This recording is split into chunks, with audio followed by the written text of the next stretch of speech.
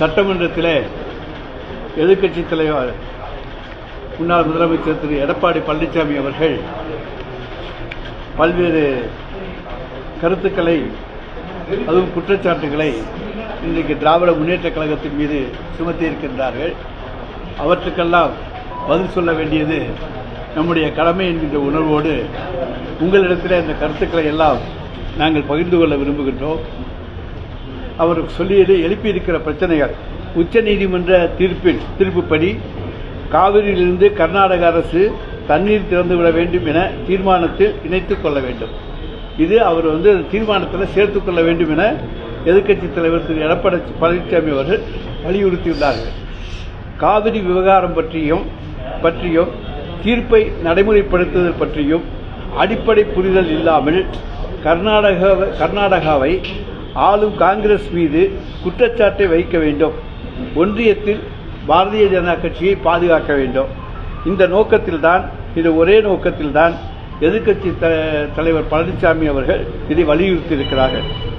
கணவனிடம் விவாகரத்து பற்றி பின்னரும் மனைவியின் மனதின் ஓரத்தில் கணவன் மீது கொஞ்சம் பாசம் இருக்கத்தானே செய்யும்.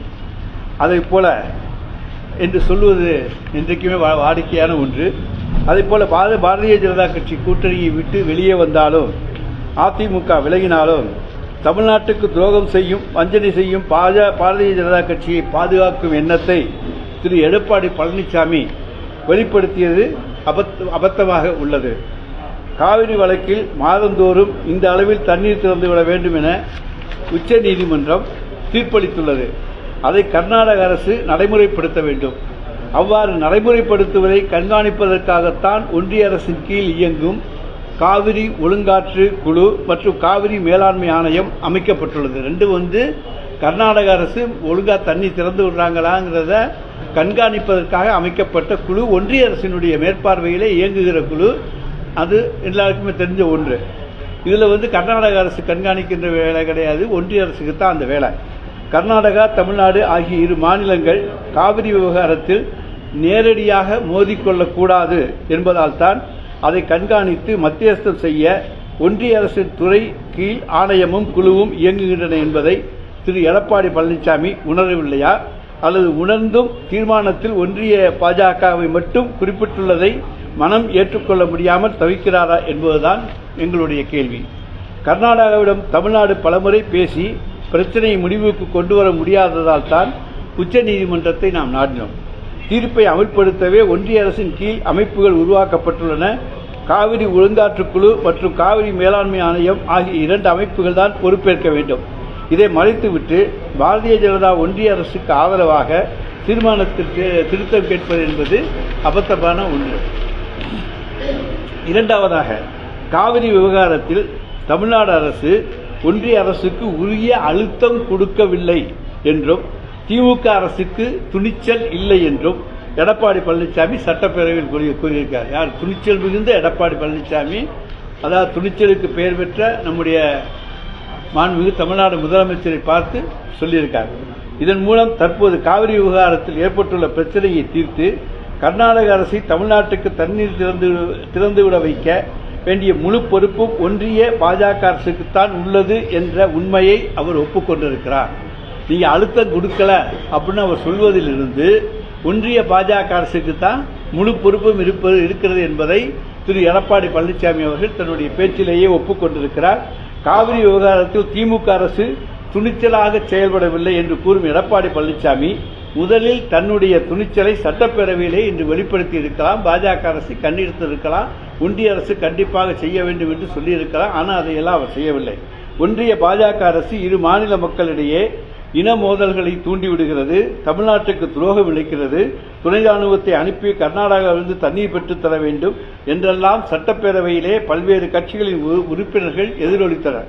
ஆனால் எடப்பாடி பழனிசாமி பேசும்போது ஒன்றிய அரசை கண்டித்து ஒரு வார்த்தை கூட, சிறிய வார்த்தை கூட பேசவில்லை என்பது குறிப்பிடத்தக்க ஒன்று. ஏன்னா யார் பொறுப்பாளியோ அவங்கள பற்றி அவர் கண்டிக்கவே இல்லை.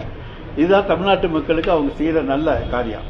காவிரி விவகாரத்தில் ஒன்றிய அரசுக்கு அழுத்தம் கொடுப்பதற்காகவே சட்டப்பேரவையில் முதலமைச்சர் இன்று தனி தீர்மானம் கொண்டு வந்தார். உச்சநீதிமன்ற உத்தரவுப்படி காவிரி நீரை தமிழ்நாட்டுக்கு தண்ணீர் திறந்துவிட கர்நாடக அரசுக்கு உத்தரவிட ஒன்றிய அரசை வலியுறுத்தித்தான் இன்று தீர்மானமே நிறைவேற்றப்பட்டது.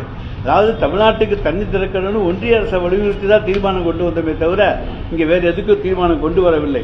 ஆனால் தீர்மானத்தில் என்ன கூறியிருக்கிறது என்பதை கூட முழுமையாக படித்து பார்க்காமல் ஒன்றிய பாஜக அரசுக்கு முட்டுக் கொடுக்கும் வேகத்தில் உடனே கொட்டியிருக்கிறார் நம்முடைய முன்னாள் முதலமைச்சர் அவர்கள்.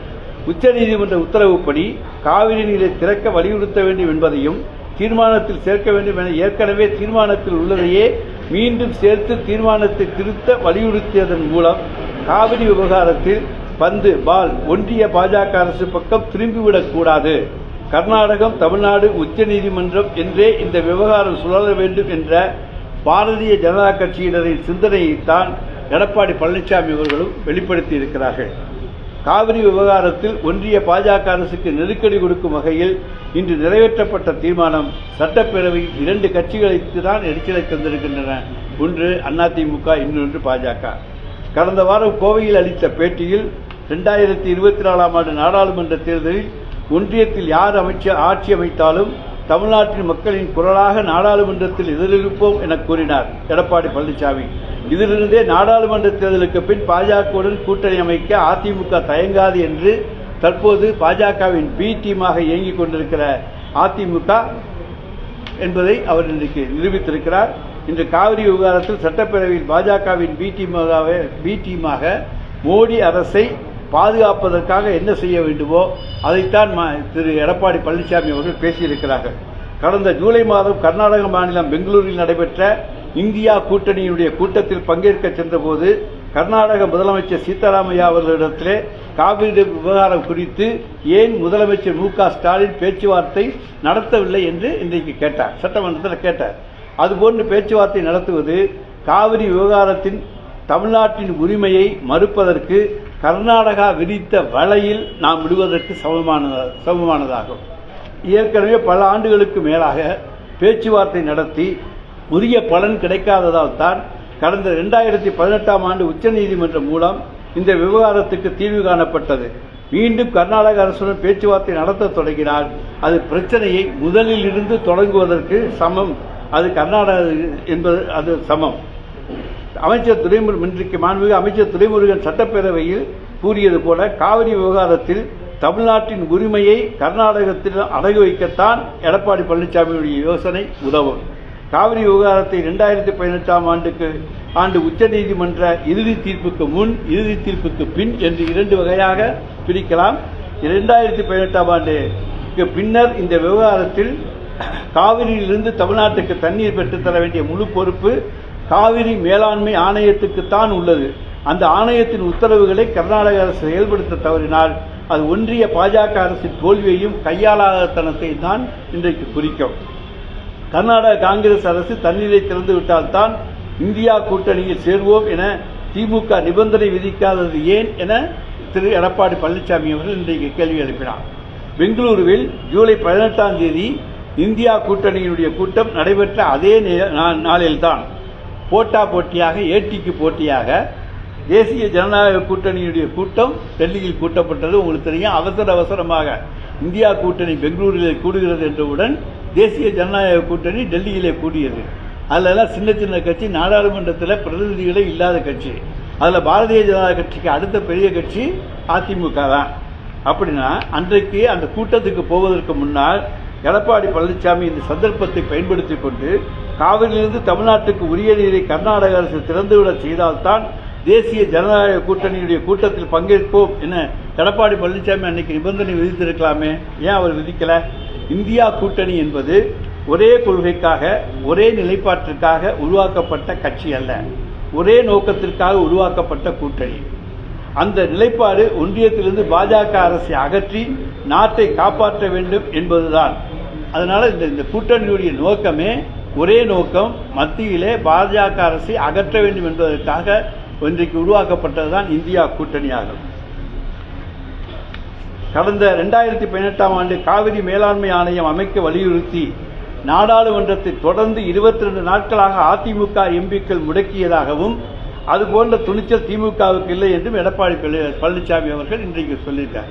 நாடாளுமன்றத்தை 22 நாட்கள் காவிரி மேலாண்மை வாரியத்திலிருந்து தண்ணீர் திறந்து விட சொல்லியதற்காக அவங்க முடக்கியதாக எவ்வளவு பெரிய உண்மையை பேசியிருக்கிறார் என்பதை எல்லோரும் அறியுங்கள். தமிழ்நாட்டு விவசாயிகளுக்கு துரோகம் செய்தாலும் பரவாயில்லை, ஒன்றிய பாஜக அரசின் கைப்பாவையாக இருப்பதே எங்களுடைய இலக்கு என்று செயல்படும் துணிச்சல் அதிமுகவை போல திமுகவுக்கு கிடையாது. காவிரி உரிமையை பெறுவதற்காக அதிமுக எம்பிக்கள் 22 நாட்கள் அவையை முடக்கினர் என எதிர்க்கட்சித் தலைவர் எடப்பாடி பழனிசாமி அவர்கள் சட்டப்பேரவையில் தெரிவித்தார். இது முற்றிலும் உண்மையற்ற தகவல். 2018ஆம் ஆண்டு எதிர்க்கட்சிகளின் அமளியால் 21 நாட்கள் நாடாளுமன்றம் முடங்கியது என்பது உண்மை. ஆனால் அது அதிமுக எம்பிக்களால் மட்டுமே அல்ல, அது நடந்ததும் இல்லை. அது காவிரி நீருக்காகவும் நடந்தது என்பது பொய். பாஜகவினுடைய மோடி அரசின் மீது ரபேல் ஊழல் புகார் கூறியும் சீக்கிய கலவர வழக்குகளின் தீர்ப்பை கண்டித்தும் காங்கிரஸ் அமளி செய்தது. தனி மாநில அந்தஸ்து வழங்க வலியுறுத்தி தெலுங்கு தேசம் எம்பிக்கள் அமளி செய்தனர். அமளின்னு சொல்றது அந்த கூச்சல் குழப்பம் போட்டாங்க சொன்னதை வேற எதுக்காக இல்லை. அப்போது அதிமுக எம்பிகள் அமளி செய்து காவிரி நீர் குறித்த கோரிக்கை பதாகைகளை காண்பித்தனர். அதுவும் எதுக்காகங்கிறத சொல்றோம். அதிமுக எம்பிக்களின் அமளி என்பது மோடி அரசுக்கு ஒத்தாசையாக மற்ற கட்சிகளின் அமளியை மலினப்படுத்த, மற்ற கட்சிகள் அன்றைக்கு நடத்திய அந்த ஆர்ப்பாட்டத்தை பாராளுமன்றத்திலே அன்றைக்கு அவர்கள் எடுத்து வைத்த அந்த பாராளுமன்றத்திலே அன்றைக்கு கொண்டு வர இருந்த பல்வேறு தீர்மானங்களை எல்லாம் மலினப்படுத்த செய்யப்பட்ட நாடகம் என நாங்கள் சொல்லவில்லை, தெலுங்கு தேசம் கட்சி எம்பிக்கள் கண்டித்தனர். தனி மாநில அந்தஸ்து விவகாரத்தில் ஆந்திராவைச் சேர்ந்த தெலுங்கு தேசம் கட்சியும் ஒய்எஸ்ஆர் காங்கிரசும் மோடியின் பாஜக அரசின் மீது நம்பிக்கையில்லா தீர்மானம் கொண்டு வந்தது.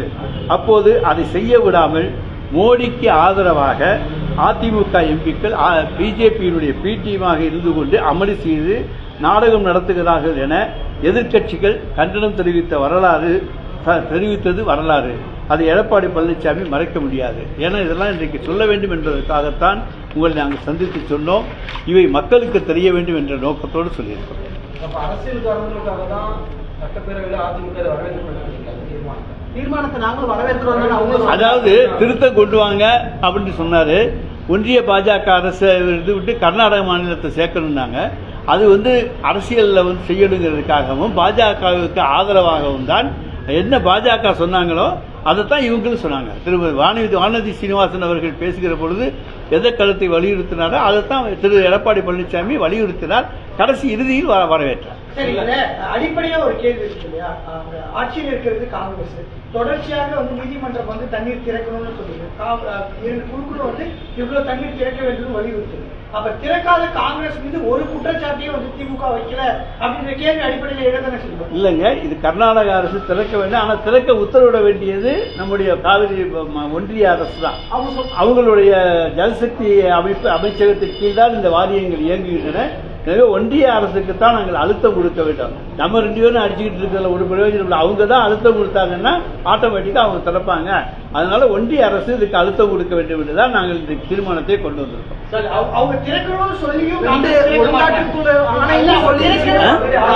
ஆணையமும் சொல்லிருச்சு, ஒழுங்காற்று குழுவும் சொல்லிருச்சு திறந்து விடணும்னு 3000 கன அடி நீர் திறந்து விடணும் சொல்லியும் அவங்க திறந்து விட மாட்டேங்கிறாங்க. நீர்வளத்துறை அமைச்சர் திருப்பி அவங்க அது அழுத்தம் கொடுத்து ஏங்க எவ்வளவு மத்திய அரசாங்கம் ஒன்றிய அரசாங்கம் நினைத்து அது நிச்சயமாக செயல்படுத்த முடியும் என்பதால் தான் ஒன்றிய அரசை நாங்கள் வலியுறுத்துகிறோம். கர்நாடகாவோட கேட்டு பிரயோஜனம் கிடையாது. அதனாலதான் ஒன்றிய அரசை நாங்கள் வலியுறுத்துகிறோம். உங்களுக்கு தெரியாதுல மறைந்த முன்னாள் தலைவர் கலைஞர் SM கிருஷ்ணா கூட எல்லாம் பேசி இந்த இக்கட்டான சூழ்நிலையில தண்ணி வந்த வரலாறுலாம் இங்க இருக்குது. அப்படி இருக்கும்போது ஒரு வார்த்தை நீங்க காங்கிரஸ் மேல விமர்சனம் வைக்கிறதுக்கு ஏன் இந்த தயக்கம் இல்ல கூப்பிட்டு பேச இல்லைங்க. இதுக்கு அங்க அரசு அங்க இருக்க அரசு இங்க இருக்க அரசு அங்க முன்னால பாரதிய ஜனதா ஆட்சி இருந்துச்சு.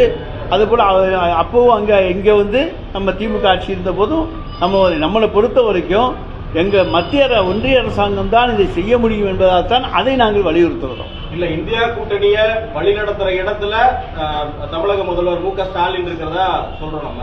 ஆனா இப்ப அங்க இருக்கிற ராகுல் காந்தி கூப்பிட்டு சித்தராமையாவோ இல்ல சிவகுமார்டையோ சொன்னா அந்த மாநிலம் ஒரு சுமூகமான முடிவுக்கு திறக்க வேண்டிய தண்ணியை திறந்து விடுறது.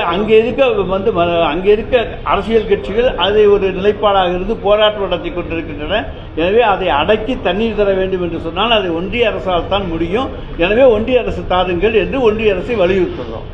இந்த ஒரு இடத்துல கூட வந்து காங்கிரஸ் ஏன் வந்து கண்டிக்கவோ இல்ல பேச்சுவார்த்தை நடத்த கூட வந்து திமுக தயாராக இல்லை அப்படின்றதா அவங்கள்ட்ட பேசி பிரயோஜனம் இல்லைங்கிற ஒரே காரணத்துக்காகத்தான். அவங்கள்ட்ட பேசி பிரயோஜனம் இல்லை, எனவே ஒன்றிய அரசாங்கம் எங்களுக்கு செய்து தாருங்கள் என்று கேட்கிறோம். நட்பு ரீதியாக பேசுங்க அப்படின்றாரு எதிர்கட்சி தலைவர். அதாவதுங்க, அப்ப இவங்க போற போது இவங்க முன்னால வந்து நட்பு ரீதியாவே கேட்டிருக்கலாம். அன்னைக்கு இந்தியா கூட்டணி நாங்க கூட்டுற அன்னைக்கு தான் அவங்களுடைய கூட்டணி அன்னைக்கு டெல்லியில கூட்டப்பட்டது. அப்ப அவங்களும் இதே நிபந்தனையை விதிச்சு நீங்க விட்டா தான் நாங்க தண்ணீர் வந்து விட்டா தான் வருவோம்னு சொல்லி கட்டாயப்படுத்தி இருக்கலாம். ஆக அப்படிப்பட்ட சூழ்நிலை இருக்குல்ல. இதை தாண்டி வலியுறுத்திருக்கலாமா சார்? பெங்களூர்ல இந்தியா கூட்டணி மீட்டிங் நடக்கும்போது கூட முதலமைச்சர் கூட வலியுறுத்திருக்கலாம். கர்நாடக முதலமைச்சர் அதுதாங்க பேச்சுவார்த்தைகளை மத்தியஸ்தத்துக்கு இடமில்லைங்கிறதுனால தான் நான் சொன்னேனே, இதை வந்து கர்நாடகா, தமிழ்நாடு உச்ச நீதிமன்றம் என்று சுற்றிவிட பார்க்கிறார்கள். அப்படி அல்ல, இதை ஒன்றிய அரசு தான் செய்ய முடியும், அவங்க தான் செய்யலாம். சார், இதை தாண்டி முதலமைச்சர் ஜெயலலிதா அவங்க காவிரி விவகாரம் சட்ட போராட்டம் நடத்தி பெற்று தந்தாங்க. ஆனா திமுக அரசு இதை சரியா கையாள அந்த சட்ட போராட்டம் நடத்தி பெற்று தந்த அந்த சட்டத்துக்கு தான் நாங்கள் இன்னைக்கு வலியுறுத்தி தீர்மானம் போடுறோம். காவிரி மேலாண்மை ஆணையத்துக்கு வந்து அதிகாரம் கொடுத்து அவங்கள்ட்ட பவர் கொடுங்க, ஒழுங்குமுறை ஆணையம் வந்து செயல்படணும், அதன் மூலமாக அவங்க கொடுக்கறத அவங்க சொல்றத வந்து கர்நாடக மாநில அரசு கேட்கணும். இதை வந்து ஜல்சக்தி அமைச்சகம் நடவடிக்கைகளில் இறங்கணும், இதை கட்டாயப்படுத்தணும்னா சொல்றோம். அவங்க சட்ட போராட்டம் நடத்தி வாங்கி தந்தாங்கன்னு சொல்றீங்கல்ல, அதை வலியுறுத்தி தான் வலிமைப்படுத்தத்தான் நாங்கள் இன்னைக்கு இந்த தீர்மானமே போட்டிருக்கோம். அதுபடி வர வேண்டியதானே. அடுத்த கட்டமா என்ன நடக்குது? அடுத்த கட்டமாக இப்போ வந்து தீர்மானம் நிறைவேற்றி அனுப்பியிருக்கிறோம். ஒரு 2 நாட்களில் என்ன வருதுன்னு பார்த்துக்கிட்டு செய்வோம். அதுக்கு இடையில வந்து 11ஆம் தேதி வந்து நம்முடைய டெல்டா மாவட்டத்தில் இருக்கக்கூடிய விவசாய அமைப்புகள்லாம் வந்து இதுகள்லாம் அறிவிச்சிருக்காங்க. அதில் என்ன ரிசல்ட் வருதுன்னு தெரியல, பார்ப்போம். எனவே நிச்சயமாக ஒரு நல்ல முடிவு வரும் என்று நிச்சயம் எதிர்பார்ப்போம். சார், இதை தாண்டி நீண்ட நாள் இஸ்லாமிய சிறைவாசிகள் விடுதலை விவகாரத்துல அதிமுக கவன ஈர்ப்பு தீர்மானம் கொண்டு வரதா இருக்கிறாங்க. அதாவது என்ன நிலைப்பாடு? நீண்ட நாள் இஸ்லாமிய சிறைவாசிகளை பொறுத்த வரைக்கும் எங்களுக்கு வேறுபாடெல்லாம் கிடையாது. ஆட்சியில பழனிசாமி ஒன்னு சொல்லுங்க, எடப்பாடி பழனிசாமி ஆட்சியில் இருந்த வரைக்கும் இப்ப இன்னைக்கு 25 வருஷம் 27 வருஷம் ஆனவங்க, அன்னைக்கு 23 வருஷம் 22 வருஷம் ஆனவங்க. ஆனா அன்னைக்கு அவங்களையெல்லாம் வெளியே விட கொண்டு வர்றதுக்கு அல்லது அவங்களை ரிலீஸ் பண்றதுக்கு எந்த விதமான நடவடிக்கையும் அவங்க எடுக்கல. நான் சொல்றேன் கேளுங்க. இப்ப எங்களை பொறுத்த வரைக்கும் 2 கமிஷன், முதல்ல வந்து ஒரு குழு போட்டோம், அப்புறம் நீதியரசர் ஆதிநாதன் கமிஷன் போட்டோம்.